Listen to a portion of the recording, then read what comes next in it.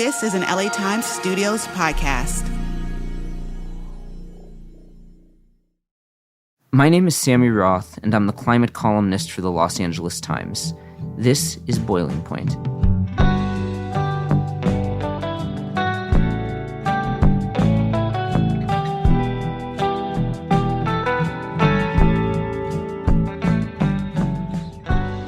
Last week was not a good week for climate progress. Republicans in Congress approved President Trump's budget bill, the so-called One Big Beautiful Bill. It got a lot of news coverage for slashing Medicaid and increasing funding for immigration enforcement and deportations. But one of the other hugely consequential things that this bill does is decimate federal support for clean energy. You might remember that in 2022, President Biden signed a historic climate law, the Inflation Reduction Act, with significant tax credits for solar and wind farms. Well, under Trump's bill, those tax credits will soon be gone. So will tax credits for electric vehicles, rooftop solar, and energy efficiency upgrades for your home. Meanwhile, coal, oil, and gas will receive even more federal support.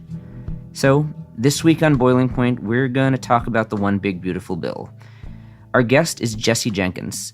He's a professor and energy systems researcher at Princeton University, and most relevant for this conversation, he's the director of the REPEAT Project. That's an acronym, REPEAT. And the REPEAT Project models how different energy and climate policies might affect greenhouse gas emissions. All last week, as Republicans in the House and Senate were hammering out the final details of the budget bill, I was pretty much on tenterhooks just waiting to see what the REPEAT Project would have to say about the final version of the bill. And lo and behold, the day the House passed the final version, Jesse and his colleagues published their rapid analysis. The results were not pretty for the climate. They predicted that over the next decade, the United States will install 300 gigawatts less solar and wind power than it would have otherwise. If that sounds like a crapload of clean energy, that's because it's a crapload of clean energy. The REPEAT Project also found that emissions will go up, unsurprisingly, and energy bills will get higher compared to what would have happened if the law didn't pass. None of this means that we're irretrievably doomed. But it does mean that the climate problem just got even harder, and it was pretty hard to begin with. So here's my conversation with Jesse about how we got to this point politically, and what happens next, and hopefully what we can do about it. During one of the most severe windstorms Southern California experienced in more than a decade, the Palisades and Eaton fires ignited, leaving heartbreaking losses in our communities. Now, as we build back, we're building stronger, cleaner, and more resilient. In communities most vulnerable to dangerous weather conditions and wildfires, Southern California Edison is placing power lines underground, hardening the electric system by installing wires with protective coating, and adding advanced technology to help keep communities safe. So when Southern California faces the next storm, the next most severe event, Copy helicopters, structures adjacent here at Piper Road. We'll be ready. Learn more at sce.com/disaster recovery. Today is the worst day of Abby's life. The 17-year-old cradles her newborn son in her arms. They all saw how much I loved him. They didn't have to take him from me. Between 1945 and the early 1970s, families shipped their pregnant teenage daughters to maternity homes and forced them to secretly place their babies for adoption. In hidden corners across America, it's still happening. My parents had me locked up in the godparent home against my will. They worked with them to manipulate me and to steal my son away from me. The godparent home is the brainchild of controversial preacher Jerry Falwell, the father of the modern evangelical right and the founder of Liberty University, where powerful men, emboldened by their faith, determine who gets to be a parent and who must give their child away. Follow Liberty Lost on the Wondery app or wherever you get your podcasts. Jesse, thank you very much for being with us on the Boiling Point podcast. Thanks for having me, Sammy. Good to talk to you. I guess I want to ask you, how would you try to explain this to people who maybe aren't so deep in the weeds? Like, at a really high level, how bad is this bill for clean energy? Like, try to, we'll do the quantification side of it, but try to qualify it. Like, you've been studying this thing and doing it really quickly. Like, what does this really mean for fighting climate change at a high level? Well, I think what it really means is that Republicans basically just raised taxes on the most important new sources of energy we're adding to the U.S. power grid today. That's mostly wind and solar power, which account for something like 95% or more of all of the new generating capacity that we're adding to the U.S. grid. And the Republican bill basically raised taxes on energy production by about doubling, or basically doubled the cost. It's a removed to 30 to 50% tax cut, and so now the costs of these projects are 30 to 50% more expensive. What that means for emissions and for the country as a whole is we're going to continue to build wind, solar, and batteries. They're going to be economic in a big chunk of the country. We're going to continue to see, I think, increasing sales of electric vehicles, but we're going to get less of all of that, and it's going to be more expensive for American households and businesses. And because we're having less generation, our estimate is we're basically losing about a nuclear power fleet worth of new clean electricity supply between now and 2035 that we would otherwise have built. We're going to see emissions go up too, because that nuclear fleet's worth of lost clean electricity supply would otherwise have been displacing power generation from coal and natural gas. Yeah, that one less nuclear fleet of generation stat really stood out to me. That you and your team are projecting that this bill is going to decrease clean electricity generation in 2035 by more than 820 terawatt hours, which about the entire contribution of the U.S. nuclear fleet today. That's about a fifth of all of the electricity that we produce in the country right now, right? Yeah, that's right.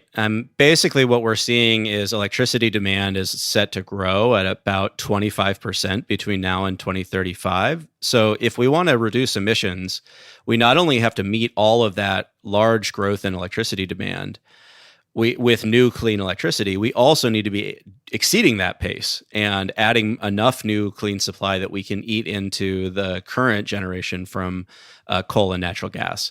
And it's that part that's actually at threat here. What's on the bright side, our results show us still adding 1,400 terawatt hours of new clean electricity supply between now and 2035, even despite the fact that Republicans are raising the cost of adding that supply. So that's more than enough new clean supply to meet expected demand growth, but not enough to bite deeply into existing fossil generation as we would have had under the Inflation Reduction Act tax credits that were just wiped away. Okay, so it's not like solar and wind and batteries are going away. It's just that we're not going to be accelerating the pace of growth at the rate that we need to meet the new electricity demand and deal with climate change. Yeah, that's right. I mean, wind and solar are still, very economic, scalable resources that are going to get built at large scale to meet, basically all of that expected demand growth. We probably will also add additional natural gas-fired generating capacity, mostly to meet kind of peak demand moments or moments when the wind and solar output are too low to reliably meet overall demand. Batteries are going to do a lot of that work, though, too. And so the amount of new, gas turbines we add is limited by competition from batteries. That's still good.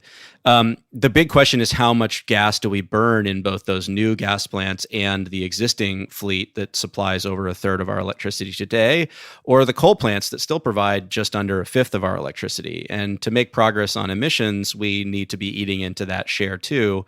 And that's basically where we're losing a fifth of our current supply that would otherwise be competing with those existing gas and coal plants, or maybe reducing the output from new gas plants that we would be building. Yeah, I mean, I'm looking at the statistic that you have here, the projection that you have, and you're showing that greenhouse gas emissions in 2030 that we would have 190 million metric tons per year of additional greenhouse gas emissions, or you're projecting have 190 million metric tons of additional emissions under this bill. 470 million metric tons additional by 2035. So that's a 2% increase by 2030, a 7% increase by 2035. And that's just relative to before this bill passed. So that's not even taking into account all of the other stuff that Trump is doing by executive action to penalize renewables, some of which is likely illegal or unconstitutional.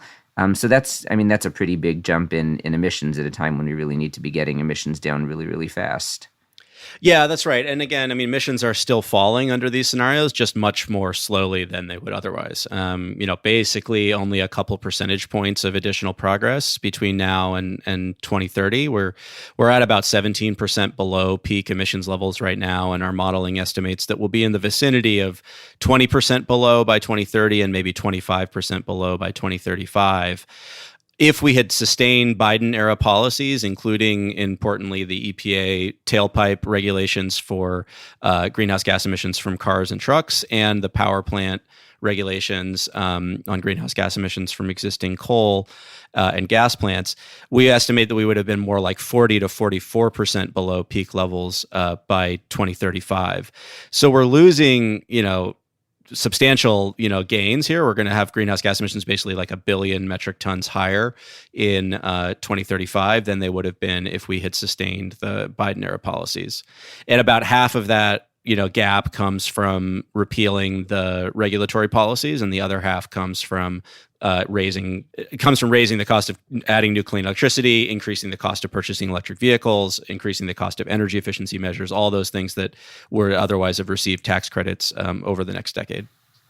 Did you ever imagine after President Biden's climate bill passed Congress and he signed it into law, the Inflation Reduction Act, so much of which is being rolled back right now? I mean, did it ever occur to you, or did you think that we could get to this point and so quickly, just 3 years later, that so much of this could get undone? I mean, there was, at least from my read of the room and so many of the, academics and advocates that I was following, it kind of felt like there was this attitude of, okay, we haven't solved climate change now, but, this progress is kind of locked into place because it's going to create so much economic growth. I mean, did you see this coming, or did you think this was a possibility?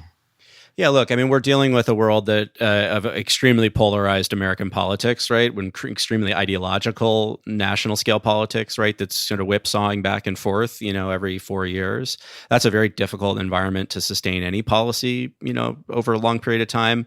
But I have to admit, I mean, I thought that these policies would have been more durable than they ended up being, precisely because they deliver enormous economic benefits in the form of, basically a $1 trillion of additional investment in energy supply in most of which is in Republican districts, hundreds of billions of dollars of investment in advanced manufacturing of batteries, battery supply chain, components, wind, solar components, et cetera. Again, most of those factories are opening in Republican districts. And I mean, this is the Republican Party raising taxes on energy. It's a pretty remarkable thing to see them doing that, right? Especially in an environment where particularly electricity bills are already rising, and where the president ran on an agenda of lowering household costs, not increasing them.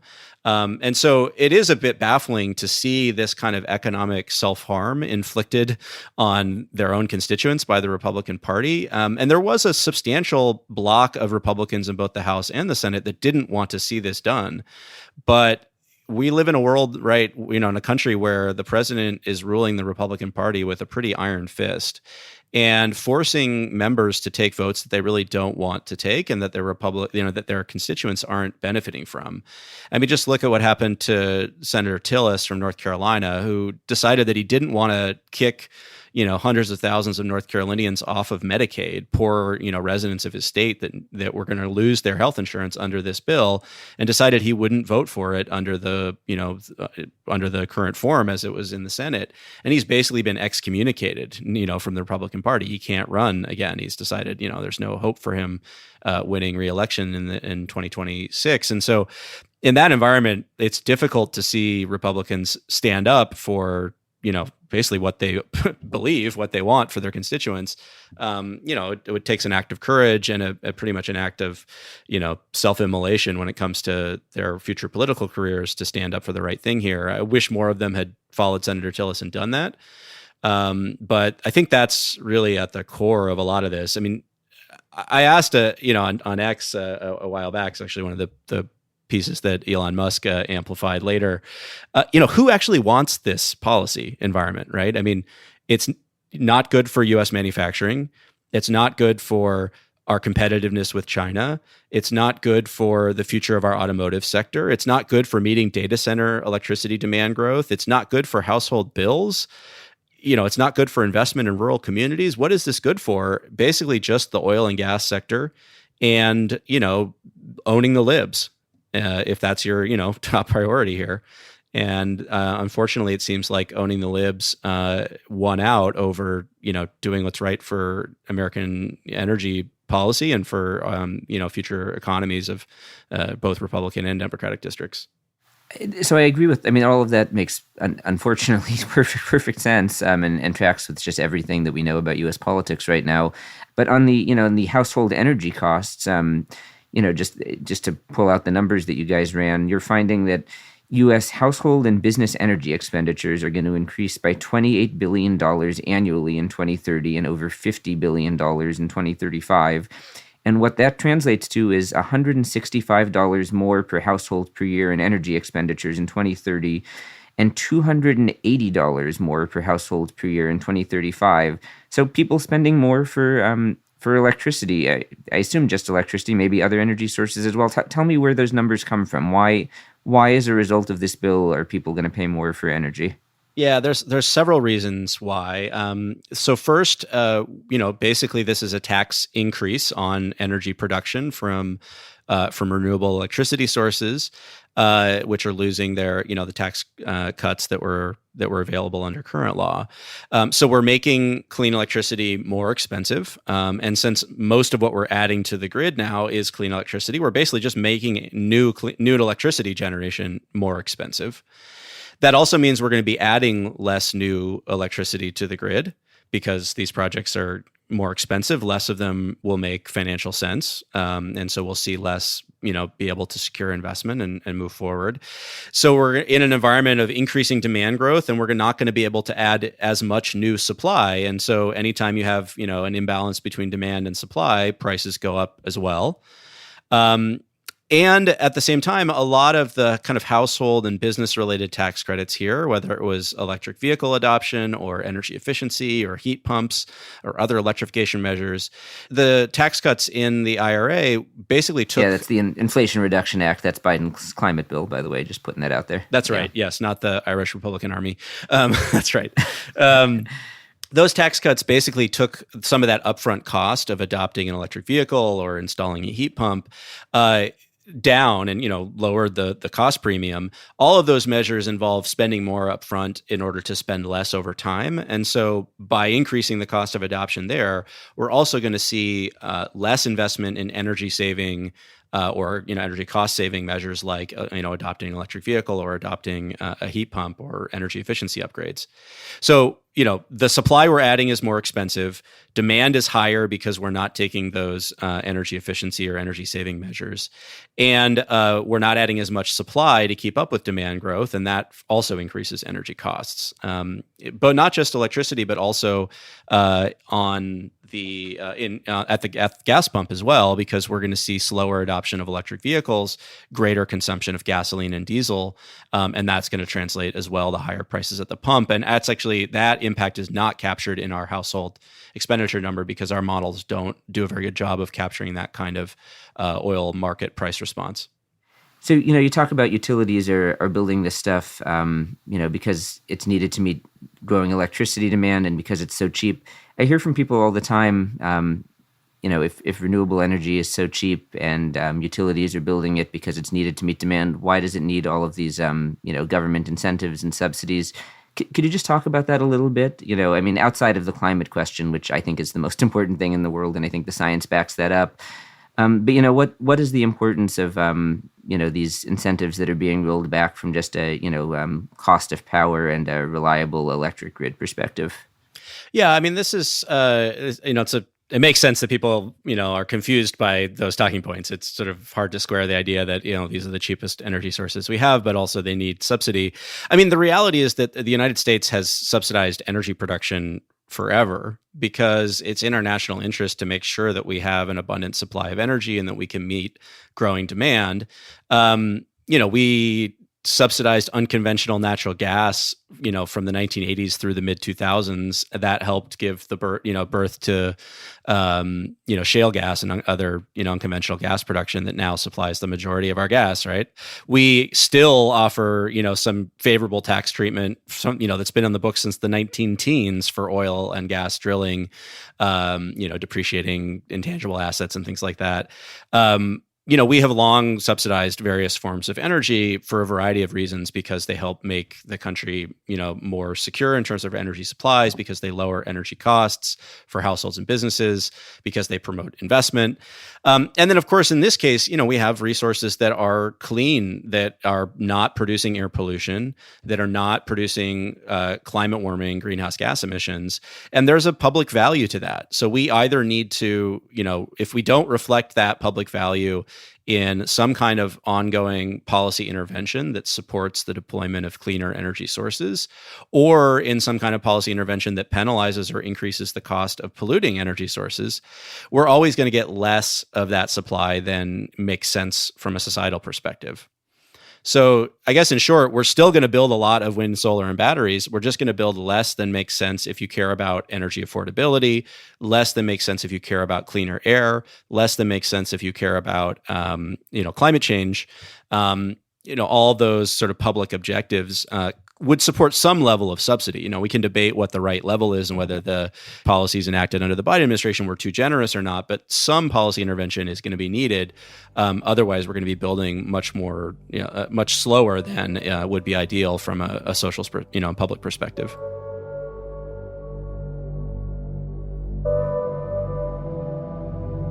We'll be back after a quick break.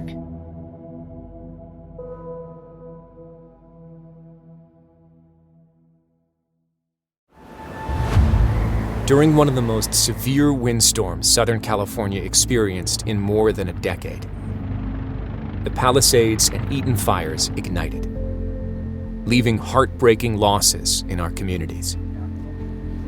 Now, as we build back, we're building stronger, cleaner, and more resilient.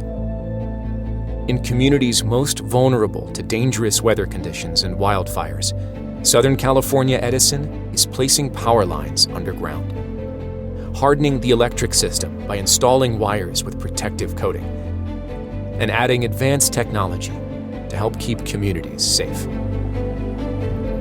So when Southern California faces the next storm, the next most severe event, Copy helicopters. Structures adjacent here at Piper Road. we'll be ready.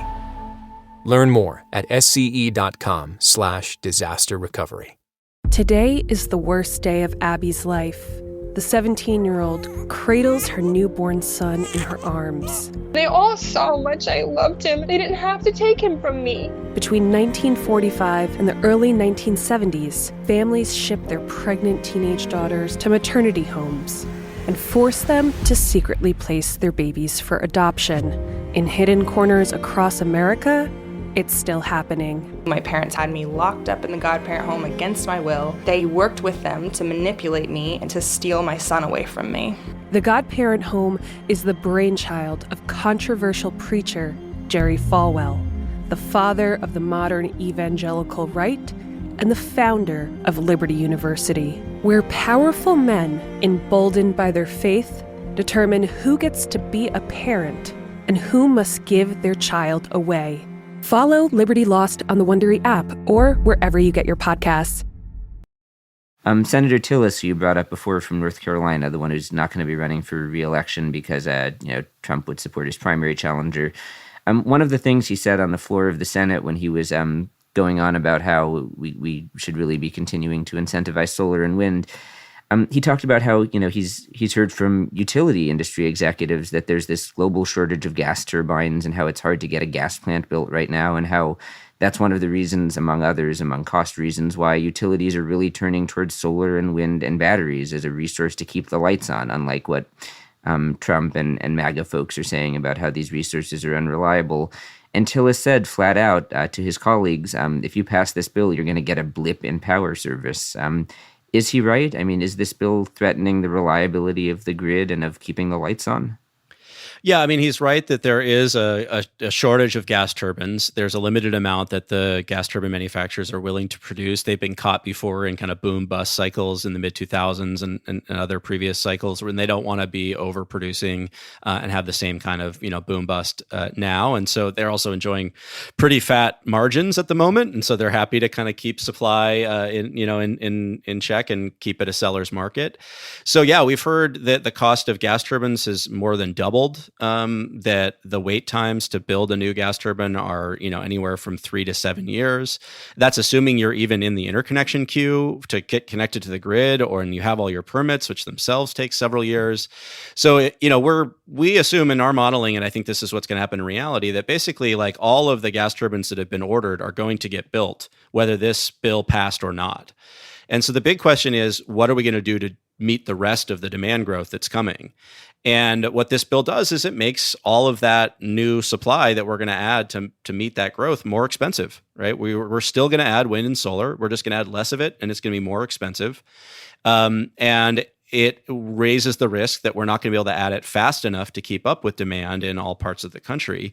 And that's what Senator Tillis is talking about. If we get into tighter supply-demand balances where demand is starting to outstrip how quickly we can add new supply, then that raises the risk of the kind of rolling blackouts that, California experienced a couple summers ago, that Texas has experienced during extreme conditions.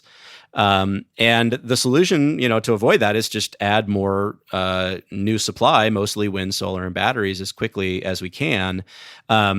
It would be much easier to do that if we continued with current the tax cuts that were in place until this bill passed. And I should say, beyond the economics, if we also were proactively pursuing permitting reforms that made it easier and faster to build new supply, fixing interconnection processes to add new resources to the grid, doing better transmission planning so that they have the headroom on the grid to add these resources. So there's a variety of kind of non-market factors that also could help us keep supply going fast enough to keep up with demand. But we basically need both of those. They're not kind of substitutes for one another. We need to make the economics make financial sense so that investors can plow their money here and instead of into other sectors. And we need to make it easy and fast enough to build new clean supply that we can keep up with demand. And if we fail to do both of those things, which at the moment looks like we are about to do, that really does raise the risk that we're not going to be able to keep up with demand growth. And we're going to start to see, tighter grid conditions and more likelihood of blackouts or, rolling outages. So when you use the word permitting reform, used the word permitting reforms a minute ago. I think some listeners to this podcast, just that probably their eyes glazed over because those are just wonky words that don't mean a lot to them. Yep. Some people were nodding along like, oh, yep, permitting reform, badly need that. And then some other listeners, their heads exploded because they're really mad at you because permitting reform is evil. So just permitting reform, basically the idea, make it easier to build stuff. But it's controversial because permitting reform, as it comes up in Sacramento or DC, is typically applied to all energy infrastructure and gets applied not just to renewables, but to fossil fuel infrastructure as well. Just briefly, what do you think can or should happen there? I mean, do you see there being a viable path, or what? I don't even know what my question is here. I mean, I think as a reporter, I'm a little bit skeptical because, seeing where Republicans are at right now and they're sort of, totally detached from reality having to do with anything climate or energy, it would be hard for me to say, oh, this is great, permitting reform, and it's also going to make it easier to build, oil pipelines and coal mines and whatever else is going to be horrible. But as an energy reporter who focuses on renewables, I see exactly what you're saying, which is that it would certainly be helpful for, to make it easier to build, solar farms or transmission lines to connect wind farms to cities.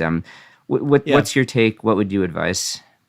Yeah, I mean, of course, we would, in an ideal world, we'd only be making it easier to build clean energy, but we don't live in an ideal world. I think there are some states where that can be their focus, right? If your state government is committed to clean energy supply, then states, this is an area where they can make real progress over the next few years. They should be relentlessly focusing on areas where, bureaucracy and red tape and inconsistent processes across the state, right, where every municipality has a different rule for something. Any of those kinds of barriers we should be trying to sweep away so that we can add as much clean energy to the grid as possible, and as much, connect as many EV chargers and install as many heat pumps and all the kinds of measures that we want to be doing at the local level. So there are a lot of state level reforms that could be taken. At the federal level, of course, given a Republican trifecta, I mean, there's no way that we're going to see permitting reform unless it's under a bipartisan basis. They can't do it through budget reconciliation the way they did with this bill, which means they need a filibuster-proof majority. And that means Republicans are going to need Democratic votes if they want to tackle any kind of permitting reform. But of course, they're in a stronger position than Democrats are at the moment, being that they're in the majority. And so I guess the calculus at the federal level is, if we just make it easier to build everything, on net, will that benefit clean energy more than dirty energy? And I guess my question for you is, do you think the answer is yes? Yeah, I mean, I think it's a great question. I mean, obviously the answer was easier to say yes before Republicans just raised the price on new clean energy, and I do think this bill is going to make the politics of bipartisan permitting reform more difficult.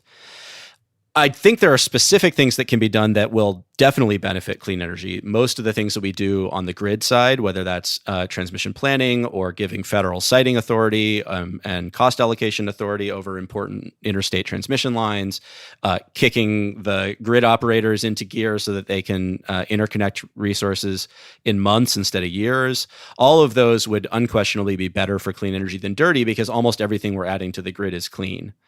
If we're talking about something like, NEPA, the National Environmental Protection Act, and kind of sweeping away those sorts of rules across the board, that'll benefit whatever is getting built, any kind of new infrastructure. And I do think on net, that's still going to continue to be cleaner rather than dirty. But that, calculus just got a little bit worse because of this bill. And so I do think it's going to make it more challenging to come up with a bipartisan compromise. So I guess in short, we got to make sure that if the federal government does pursue a permitting reform bill, that there's enough balancing out, the fossil side here, in particular reforms that are focused on making it easier to add new electricity to the grid. Those measures will definitely help clean energy more than dirty, because again, almost everything we're going to add is still going to be wind, solar, and storage. So now that we've gotten real deep into the weeds and talked a little bit of permitting reform, and you mentioned NEPA and FERC, the Federal Energy Regulatory Commission, let's bring it back up to a high level to close out.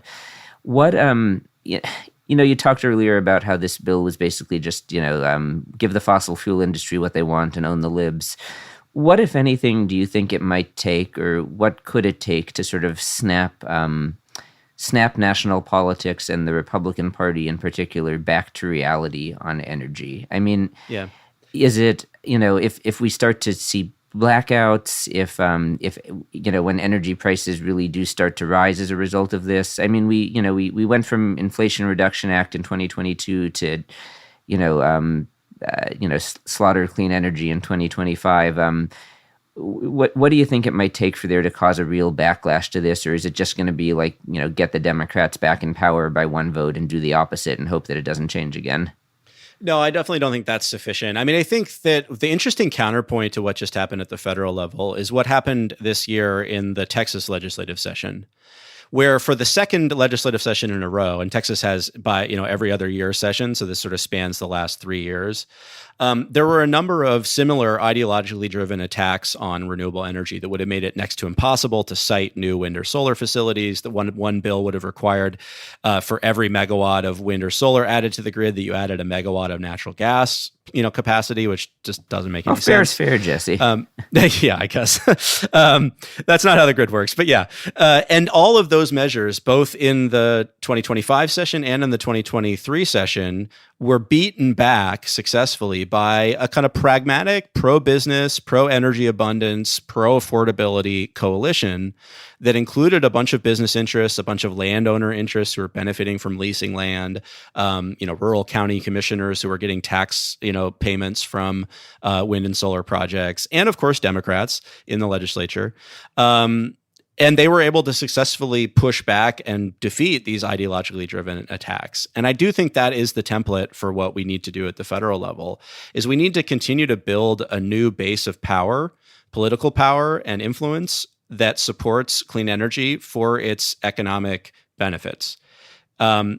this can't be something that's driven purely by Greens, by an environmental, motive, or it will continue to fall into this extremely ideological trap that we found ourselves in, where, unfortunately, environmentalism and climate policy have become part of the culture wars. And in order to break out of that, we, I think, need to strengthen that kind of pragmatic wing.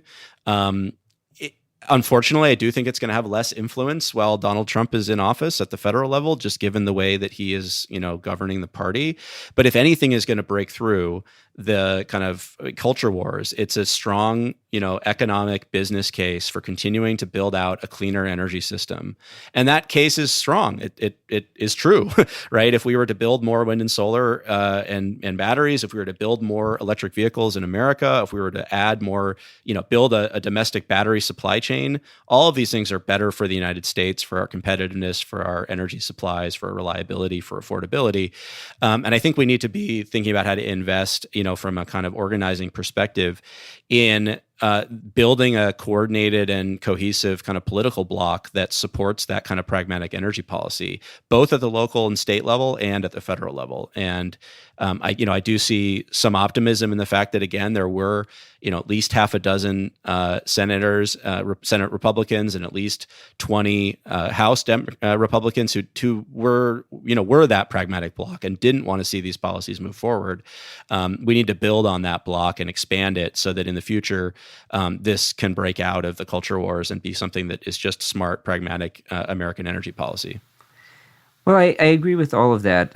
Clearly, you need a strong business case here. It's not going to happen. I think the one tweak or the one maybe addition I would suggest to that, which I'm curious what you make of, is that the fact that renewable energy and climate have unfortunately gotten caught up in political culture wars. I do think that you do need sort of a cultural counter argument to it, where you need, in addition to, the idea that solar and wind were ultimately going to triumph no matter what because there's such a strong business case, because they're cheap, because they create jobs, because they create tax revenues. That has been an argument for them. It hasn't just been an environmental case for a while now. That was an argument that underpinned the Inflation Reduction Act. That was an argument that was made for why the Inflation Reduction Act was likely to endure, which clearly, didn't happen. The cultures, sort of, own the libs argument won out. And even those Republican senators and House members who you mentioned, who, wanted to defend the Inflation Reduction Act, mostly folded at the end of the day.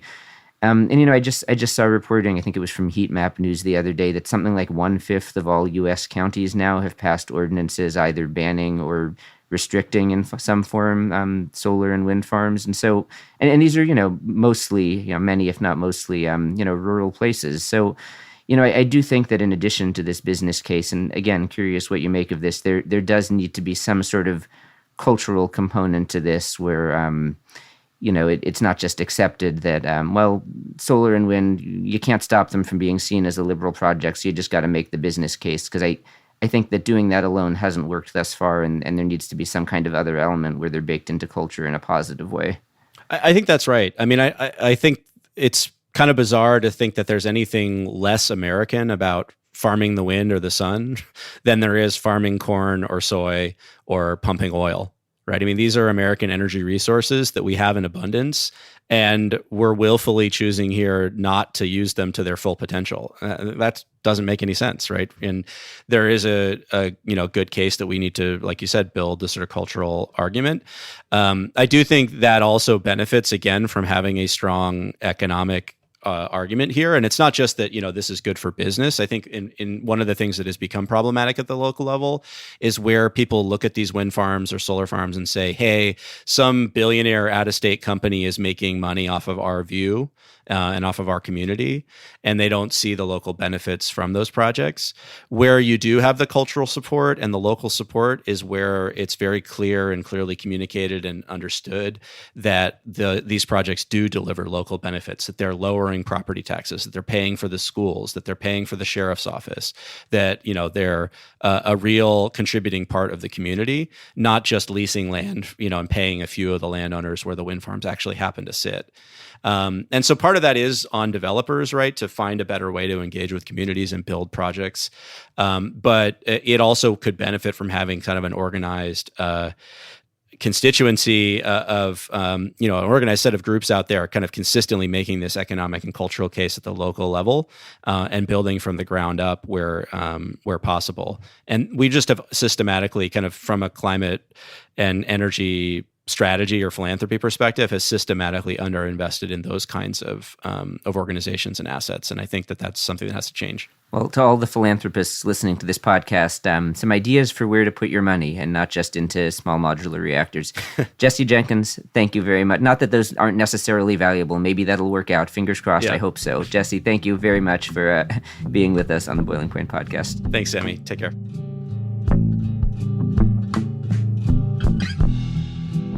So you might have heard Jesse use the word abundance a few times in that conversation. This concept, abundance, also came up a couple of months ago in my conversation with Carter Rubin from the Natural Resources Defense Council. It's this popular but also very controversial idea these days that too much environmental regulation in liberal cities and states like California is stifling the development of renewable energy and affordable housing and other stuff that we actually want to build more of. Like I said, abundance, popular but controversial. If you'll stay tuned for just a couple of weeks, we're going to do not one, but 2 podcasts dealing with abundance. So hopefully that's something to look forward to. Thank you, as always, for listening to Boiling Point. And if you're enjoying the show, please do rate us and subscribe. It really helps. Thank you for listening to Boiling Point. I'm your host, Sammy Roth. My producers are Mary Knopf and Jonathan Shiflett. Sound design and original music by Jonathan Shiflett. Elijah Wolfson is our editor. Denise Callahan is our studio manager. Ben Church is our production manager. Nick Norton is our engineer. Special thanks to LA Times studio president Anna Magzanian, president and chief operating officer of the Los Angeles Times Chris Argentieri, and executive editor of the Los Angeles Times Terry Tang. Boiling Point is executive produced by Darius Derrickson and created by me, Sammy Roth. Today is the worst day of Abby's life. The 17-year-old cradles her newborn son in her arms. They all saw how much I loved him. They didn't have to take him from me. Between 1945 and the early 1970s, families shipped their pregnant teenage daughters to maternity homes and forced them to secretly place their babies for adoption. In hidden corners across America, it's still happening. My parents had me locked up in the godparent home against my will. They worked with them to manipulate me and to steal my son away from me. The godparent home is the brainchild of controversial preacher Jerry Falwell, the father of the modern evangelical right and the founder of Liberty University, where powerful men, emboldened by their faith, determine who gets to be a parent and who must give their child away. Follow Liberty Lost on the Wondery app or wherever you get your podcasts. Hi, I'm Jane Coaston, former writer and podcaster for places like the New York Times, The Atlantic, and National Review. And now I'm here to hang out with you, 5 days a week on What a Day, Crooked's daily news podcast. That's right, now who's respected on both sides. These days, it's hard to separate what matters from all the noise, especially when the noise is an elderly guy mumbling conspiracy theories he heard on Newsmax. That's why every weekday, the team and I scour the headlines to bring you the stories that matter most to the way you live in just 20 minutes. You can listen to the show wherever you get your podcasts.